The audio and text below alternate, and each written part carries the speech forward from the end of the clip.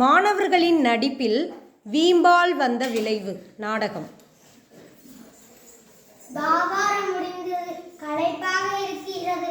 இந்த மரத்தில் குதிரையை கட்டிவிட்டு சற்று நேரம் கீழே ஓய்வெடுக்கலாம். பசிக்குதே. இந்த குதிரை என்னன்றது? இந்த மரத்தில் குதிரையை கட்டுவோம். வீரரே, என் குதிரை முரட்டு குதிரை. உங்கள் குதிரையை சற்று தள்ளி கட்டுங்கள். முடியாது, நான் இங்கேதான் கட்டுவேன்.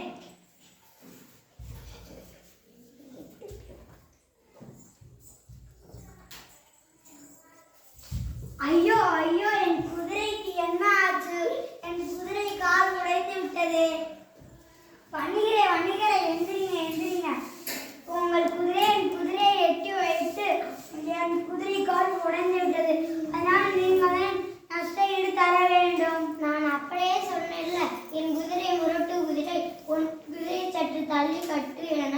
நான் நஷ்ட ஈடெல்லாம் தரமாட்டேன். வாங்க, நாம இது நீதிபதியிட்ட போகலாம். நீதிபதியா? வணிகரோட குதிரை என் குதிரையை எட்டி உதைத்து என் குதிரை கால் உடைந்து விட்டது. அதனால வணிகர் தான் என் குதிரை நஷ்ட ஈடு தர வேண்டும். வணிகரே, இப்ப நீங்க சொல்லுங்க. வணிகரே, என்ன நடந்ததுன்னு சொல்லி இப்ப நீங்க சொல்லுங்க. வணிகரே, உங்களை தான் கேட்கிறேன், இப்ப நீங்க சொல்லுங்க.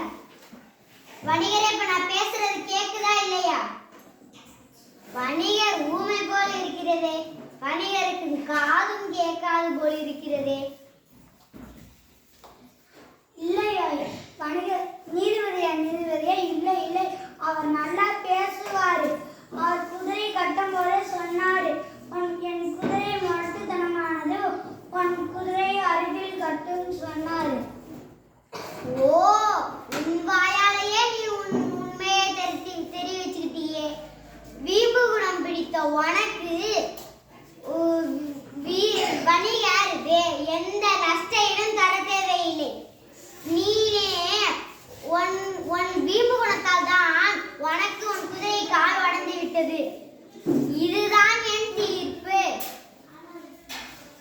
நீதிபதி ஐயா, என்னை மன்னித்து விடுங்கள். நான் ஊமையாக இருந்ததற்கு மிக மன்னித்து விடுங்கள். வீரர் அவர் வாயாலே உண்மையை சொல்லலாம். நான் ஊமை போல இருந்தேன். இந்த தீர்ப்பு சொன்னதுக்கு மிகவும் நன்றி. நீதி கருத்து வீம்பு செய்தால் துன்பம் உண்டாகும். நன்றி. Very good.